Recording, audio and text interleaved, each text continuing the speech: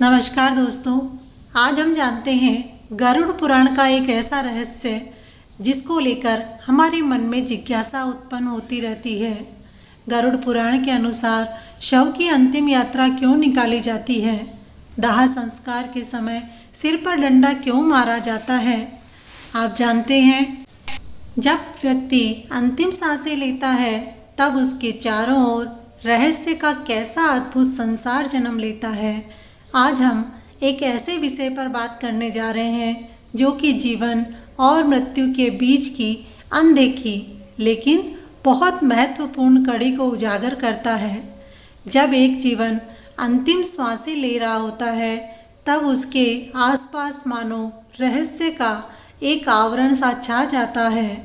मृत्यु के निकट आने पर मनुष्य के मन और शरीर में क्या होता है, अंतिम क्षणों में उसे कौन से दिव्य या भयंकर दृश्य दिखाई देते हैं? मृत्यु के बाद में शव के पैर क्यों बांध दिए जाते हैं? उसके मुख में गंगा जल क्यों डाला जाता है? मृत्यु के बाद शव यात्रा क्यों निकालते हैं? और शव यात्रा में राम नाम सत्य है क्यों कहा जाता है? शव का दाह संस्कार करते समय उसके सिर पर डंडा क्यों मारा जाता है? ऐसे प्रश्न हमारे मन में सदा से उत्सुकता पैदा करते आए हैं। हिंदू धर्म के प्राचीन ग्रंथ गरुड़ पुराण में मृत्यु के समय और उसके बाद की अवस्थाओं का विस्तार से वर्णन मिलता है। यह पुराण मृत्यु के रहस्यों पर से पर्दा उठाते हुए बताता है कि मृत्यु मात्र जीवन का अंत नहीं है, बल्कि यह आत्मा की एक नई यात्रा का आरंभ है। जीवन और मृत्यु के इस चक्र को जानने से हमारा भय कम होता है और आध्यात्मिक दृष्टि से हमें शांति मिलती है। गरुड़ पुराण में मनुष्य के अंतिम समय, आत्मा की यात्रा और अंतिम संस्कार की विधियों से जुड़े अनेक रहस्यमय पहलू बताए गए हैं।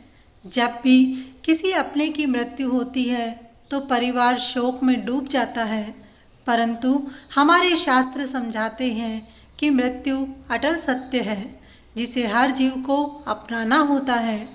गरुड़ पुराण के अनुसार सही विधि विधान से किया गया अंतिम संस्कार आत्मा को सद्गति और मोक्ष दिलाने में सहायक होता है।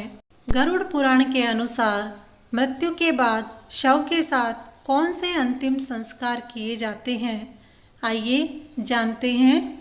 जब मनुष्य की मृत्यु होती है और मनुष्य की मृत्यु का समय निकट आता है तो उसे पहले से कुछ अलौकिक संकेत मिलने लगते हैं। प्राणी का मन अचानक अस्थिर हो जाता है और उसे अपने जीवन भर के सभी अच्छे बुरे कर्म स्मरण होने लगते हैं। अक्सर मन अनचाहे बुरी आदतों को दोहराने लगता है, मानो किए गए पाप और पुण्य उसकी आँखों के सामने घूमने लगते हैं। यह आत्म अवलोकन एक तरह से आत्मा को आने वाली यात्रा के लिए तैयार करने का प्रकृतिजन्य उपाय है। मृत्यु निकट होने पर कुछ लोगों को रहस्यमय द्वार या ज्योतिर्मय प्रकाश दिखाई देने लगता है। गरुड़ पुराण में वर्णित है कि कई बार मरने से पहले व्यक्ति को मानो एक दिव्य द्वार दिखाई देता है। किसी को अग्नि की लपटें दिखाई देती हैं तो किसी को तेज प्रकाश का अनुभव होता है। यह संकेत है कि भौतिक दुनिया से आत्मा का संबंध टूटकर एक अन्य लोक के द्वार पर पहुंच रहा है। इसी दौरान व्यक्ति के हाथों की रेखाएं भी फीकी पड़ने लगती हैं। यह भी मृत्यु के निकट होने का संकेत माना जाता है। मरने से ठीक पहले जब लगभग एक पहर का समय शेष रहता है तो यमराज के दूतों का आभास होना शुरू हो जाता है। गरुड़ पुराण के अनुसार उस व्यक्ति को ऐसा प्रतीत होता है जैसे कोई अदृश्य नकारात्मक शक्ति या यमदूत उसके आसपास है, जो उसे अपने साथ ले जाने को तैयार खड़े हैं। यदि व्यक्ति ने जीवन में अधर्म या पाप अधिक किए हों तो यमदूत के भयावह रूप में निकट आने की अनुभूति होती है। जिससे वह घबरा भी सकता है। इसके विपरीत जिन लोगों ने शुभ कर्म किए हों उनके अंत समय में यह अनुभव अपेक्षाकृत शांतिमय हो सकते हैं। उन्हें दिव्य शक्तियों या ईश्वर के प्रकाश का एहसास हो सकता है। मृत्यु से कुछ दिन पूर्व सपने में पूर्वजों का दिखाई देना भी एक संकेत माना गया है। गरुड़ पुराण के अनुसार जिनकी मृत्यु निकट होती है उन्हें अक्सर स्वप्न में अपने दिवंगत पूर्वज या निकटवर्ती आत्मीय दिखाई देने लगते हैं। यदि सपने में पूर्वज दुखी या रोते हुए नजर आए तो इसे इस बात का संकेत माना जाता है कि व्यक्ति की जीवन लीला शीघ्र समाप्त होने वाली है। पूर्वज आत्माएं उसे मानो बुलावा देती हैं कि वह इस लोक के बंधन को छोड़कर उनके साथ उस अन्य लोक में आ जाएं। इन सारे संकेतों का उद्देश्य यही है कि मृत्यु निकट है। व्यक्ति अपने शेष काम निपटा ले, परिजनों के साथ अंतिम बातें कर ले और ईश्वर का स्मरण करते हुए शांत चित्त से मृत्यु को स्वीकार करे।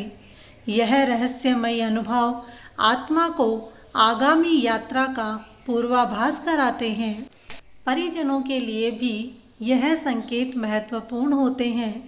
वे समझ सकते हैं कि शायद अंत समय निकट है, इसलिए वे भी मानसिक रूप से तैयार हो सकें और मृत्यु के क्षण को आध्यात्मिक स्वीकार्यता के साथ संकल्पित कर सकें। मृत्यु के समय उसे क्या दिखाई देता है? जब वास्तविक मृत्यु का क्षण आता है तब आत्मा देह त्यागने की तैयारी में होती है। गरुड़ पुराण में उल्लेख मिलता है कि अंतिम श्वासों के समय अक्सर मनुष्य अद्भुत दृश्य देखता है जिनके जीवन में पुण्य की प्रधानता रही हो। उन्हें उस क्षण एक तेज रोशनी या ईश्वर का दिव्य रूप दिखाई दे सकता है। ऐसे लोग प्रकाशमान मार्ग देखते हुए शांति का अनुभव करते हैं, मानो कोई देवी शक्ति उन्हें अपने आलोक से मार्गदर्शन दे रही हो। कई आध्यात्मिक लोगों ने मृत्यु के निकट अनुभव में एक सुरंग जैसी प्रकाश पथ की अनुभूति होने की बात भी कही है। यह आत्मा का शरीर से बाहर निकलकर परमात्मा की ओर अग्रसर होने का द्योतक माना जाता है। दूसरी ओर यदि व्यक्ति ने जीवन में पाप कर्म अधिक किए हों तो मृत्यु के वक्त उसके सामने यमदूतों का भयावह दृश्य प्रकट होता है। शास्त्रों के अनुसार यमराज के दूत मरते हुए पापी को अपने साथ यमलोक ले जाने उपस्थित हो जाते हैं। मरते समय ऐसे व्यक्ति को सचमुच यह दिखने लगता है कि काले भयानक स्वरूप वाले यमदूत उसके पास आ रहे हैं। कई बार वह आखिरी क्षणों में उनसे बचने के लिए छटपटाता हुआ भी दिखाई देता है। यह दृश्य उसकी आत्मा को डराता है, किंतु यह उसके कर्म फल भोग की शुरुआत का संकेत भर होता है। गरुड़ पुराण में वर्णन है कि आत्मा शरीर छोड़ते समय एक क्षण ठिठकती है और पूरे जीवन की घटनाएं एक चलचित्र के भांति उसके सम्मुख आ जाती हैं। जीवन भर के सुख दुख, संबंधों के बंधन, किए हुए कर्म, सब कुछ आत्मा एक पल में देख लेती है। उस घड़ी मनुष्य को भली भांति बोध हो जाता है कि वह संसार में क्या करके जा रहा है और अब उसे अपने शुभाशुभ कर्मों का फल भोगने आगे जाना होगा। यह चेतना कई बार कुछ क्षणों के लिए व्यक्ति के चेहरे पर दिखाई भी देती हैं, कभी संतोष तो कभी पश्चाताप के भाव के रूप में। आखिरी क्षण में यदि आसपास भक्तिमय वातावरण हो तो आत्मा को शांति मिलती है। इसीलिए हिंदू परिवारों में मृत्यु के समय व्यक्ति के कान में राम नाम या गीता भागवत या हनुमान चालीसा सुनाई जाती है और मुख में गंगा जल तुलसी दल दिए जाते हैं। कहते हैं कि अंत समय में भगवान का स्मरण आत्मा को परम ज्योति की ओर ले जाता है, जिससे मृत्यु का दर्दनाक दृश्य भी मधुरता में बदल जाता है। जो व्यक्ति अंतिम समय में श्रद्धापूर्वक भगवान विष्णु या शिव या अपने आराध्य देव का नाम लेता है, उसे मोक्ष की प्राप्ति होती है। गरुड़ पुराण में यह स्पष्ट रूप से कहा गया है कि इस प्रकार मृत्यु के क्षण में दिखाई देने वाले दृश्य व्यक्ति के जीवन के अनुसार भिन्न हो सकते हैं, परंतु ईश्वर स्मरण उस पल को उजाले और शांति में भरने में सक्षम है। मृत्यु के बाद अंतिम संस्कार की तैयारी कैसे की जाती है? मृत्यु होने पर शरीर पंच तत्व में लौटने की प्रक्रिया शुरू कर देता है। हमारा शरीर 5 तत्व पृथ्वी, जल, अग्नि, वायु, आकाश से बना है। प्राणी की आत्मा को सद्गति मिल सके ऐसा कार्य करते हैं। जब मनुष्य की मृत्यु होती है तो सबसे पहले उसे जमीन पर लेटाया जाता है। क्योंकि दक्षिण दिशा यम की दिशा है, इसलिए शव के पैर दक्षिण दिशा की ओर करते हैं। शरीर को समतल भूमि पर इस प्रकार रखना चाहिए कि वह शांति से सीधा रहे। परंपरा के अनुसार मृतक के शरीर को साफ किया जाता है। यदि संभव हो तो स्नान कराया जाता है या गंगा जल छिड़क कर शुद्ध किया जाता है। उसके बाद शव को सुंदर नए वस्त्र पहनाए जाते हैं और चंदन का लेप व पुष्पमाला आदि से सुशोभित किया जाता है। पुराणों के अनुसार कभी भी शव को नग्न अवस्था में नहीं ले जाना चाहिए, इसलिए शव को पूरी तरह कपड़े से ढका जाना चाहिए और फिर उस पर पुष्प, चंदन इत्यादि अर्पित किए जाते हैं। परिजनों द्वारा मृतक के प्रति प्रेम और सम्मान प्रदर्शित करने के लिए यह आवश्यक है। वस्त्र पहना हुआ सुगंधित चंदन और फूलों से सजा हुआ पार्थिव शरीर दर्शाता है कि परिवारजन मृतक के प्रति श्रद्धा व्यक्त कर रहे हैं। शव के पास एक घी का दीपक जलाकर रखा जाता है और सुगंध हेतु अगरबत्ती जलाई जाती है। माना जाता है कि दिए की पवित्र अग्नि आत्मा के मार्ग को प्रकाशमान करती है और वातावरण को सकारात्मक रखती है, जिससे अशुभ शक्तियाँ पास नहीं आती। इसके साथ ही गरुड़ पुराण का पाठ आरंभ कर दिया जाता है, जो मृत्यु के बाद 13 दिनों तक चलने वाली एक परंपरा है।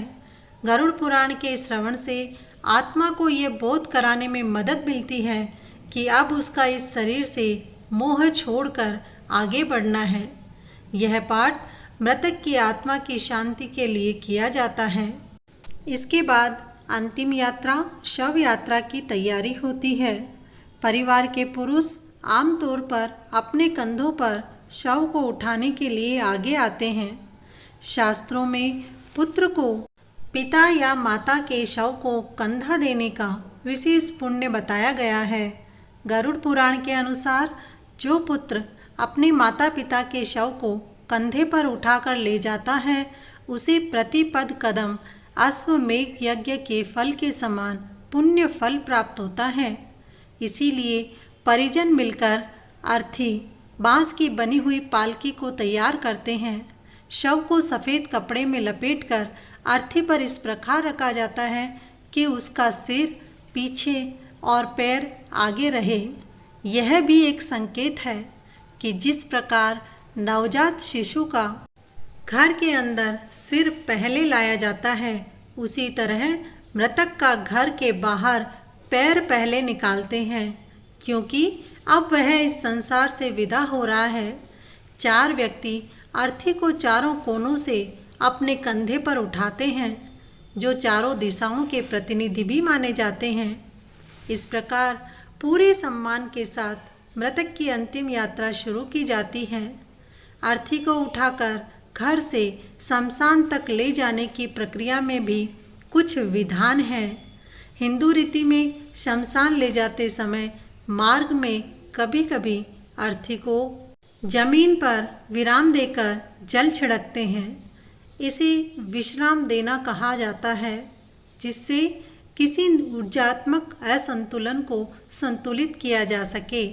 शमशान पहुंचकर पहले से साफ की हुई भूमि पर चिता सजाई जाती है। चिता के लिए शुद्ध सूखी लकड़ियाँ आम, चंदन, पीपल, पलाश आदि सावधानी पूर्वक बिछाई जाती हैं और उन पर शव को रखा जाता है। परिवार के सदस्य चिता पर शव के आसपास परिक्रमा करते हैं और मृतक के लिए प्रार्थना करते हैं कि उसकी आत्मा को शांति मिले। इसके बाद मुखाग्नि देने की क्रिया की जाती है, जिसमें परिवार का मुख्य पात्र या ज्येष्ठ पुत्र पवित्र अग्नि को चिता में प्रज्वलित करता है। मृत्यु के बाद शव को अकेला क्यों नहीं छोड़ा जाता? दोस्तों, गरुड़ पुराण सहित कई धार्मिक ग्रंथों में इसके पीछे आध्यात्मिक और व्यवहारिक दोनों कारण बताए गए हैं। एक मुख्य कारण है रक्षात्मक उपाय। यदि शव को अकेला छोड़ दिया जाए तो आसपास मौजूद जंगली जानवर या कीड़े मकोड़े आ जाते हैं। रात के समय यदि शव निर्जन पड़ा रहे तो चींटियों, चूहों या अन्य जीवों से शरीर को क्षति हो सकती है, जो मृतक के प्रति अनादर होगा।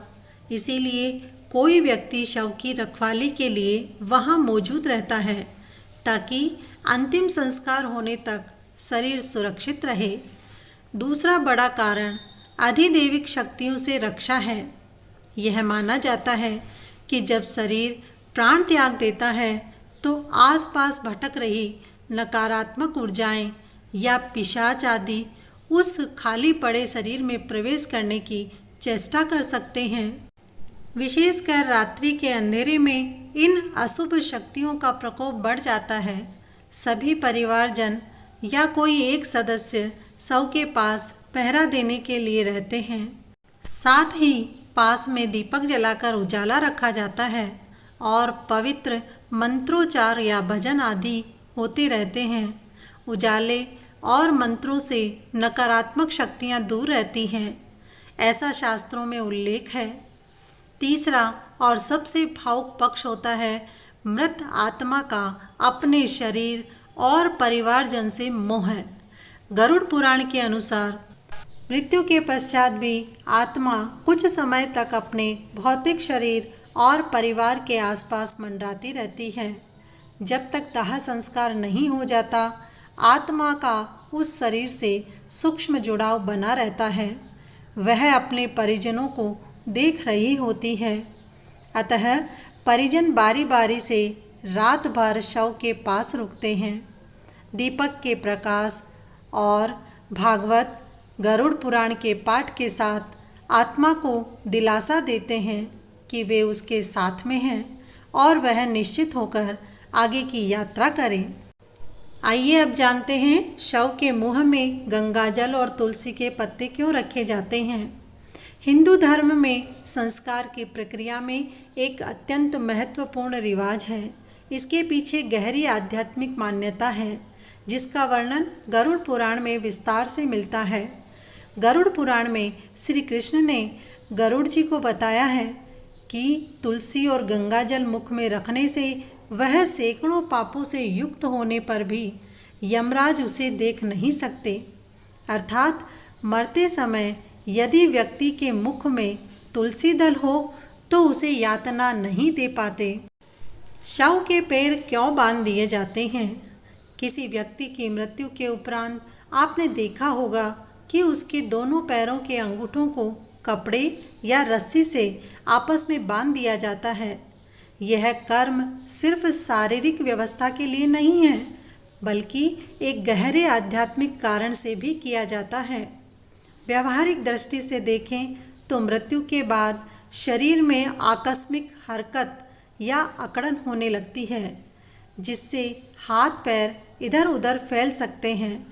पैरों के अंगूठे बांध देने से शव का शरीर सीधा रहता है, परंतु आध्यात्मिक दृष्टिकोण से यह क्रिया और भी अधिक महत्व रखती है। योग और तंत्र की अवधारणाओं के अनुसार मनुष्य शरीर में मूलाधार चक्र सबसे निचले हिस्से शरीर के आधार में स्थित होता है। गुदा और जनेंद्रियां के बीच मूलाधार चक्र जीवन ऊर्जा, जीवनी शक्ति का प्रवेश द्वार भी माना जाता है। क्योंकि भ्रूण अवस्था में यहीं से जीवन की ऊर्जा शरीर में प्रवेश करती है। जब व्यक्ति की मृत्यु होती है तो यही मूलाधार अंतिम भाग होता है जहाँ शरीर में ऊष्मा गर्माहट रहती है, बाकी शरीर ठंडा पड़ने लगता है, पर कुछ समय तक मूलाधार क्षेत्र गर्म रह सकता है। मृत्यु के बाद भी कुछ आत्माएं चेतना के अभाव में अपनी मृत्यु को तुरंत स्वीकार नहीं कर पाती हैं और शरीर को छोड़ने के बाद फिर उसी में लौटने की इच्छा रखती है। भटकी हुई आत्मा या कोई अन्य नकारात्मक प्राणी, पिशाच आदि उस मृत शरीर में दोबारा घुसने का प्रयास कर सकता है। शरीर में प्रवेश के ऐसे खुले द्वारों में मूलाधार प्रमुख है। शव को अर्थी पर क्यों ले जाया जाता है? दोस्तों, अर्थी या शव यात्रा की पालकी पर शव को ले जाना हिंदू धर्म में अंतिम संस्कार परंपरा का अभिन्न अंग है। इसका धार्मिक, सांस्कृतिक और व्यवहारिक तीनों तरह से महत्व है। सबसे पहले व्यवहारिक कारण देखें तो अर्थी आमतौर पर बांस की बनी होती है। शव को घर से शमशान तक ले जाने का सुविधाजनक माध्यम है। इससे शरीर को उचित सहारा मिलता है और कई लोग मिलकर आसानी से उठा सकते हैं, लेकिन इसके पीछे गहरी भावनात्मक भावना भी है। परिजन अपने कंधों पर उठाकर मृतक को उसकी अंतिम यात्रा पर ले जाते हैं, जो प्रेम और सम्मान का प्रतीक है। अपने प्रियजन को स्वयं कंधा देकर ले जाना यह दर्शाता है कि अंतिम समय में भी हम उनका साथ नहीं छोड़ते, उन्हें आदरपूर्वक विदा करने का कर्तव्य निभाते हैं। राम नाम सत्य है, ऐसा क्यों कहा जाता है? दोस्तों, वीडियो अधिक लंबा हो रहा है, इसलिए कुछ प्रश्नों के उत्तर हम अगले वीडियो में देखेंगे। दोस्तों, आपसे नम्र निवेदन है कि वीडियो को लाइक और चैनल को सब्सक्राइब जरूर करें और बेल आइकन पर क्लिक कर लें ताकि अगले प्रश्नों के उत्तर सबसे पहले आपके पास आ जाएं।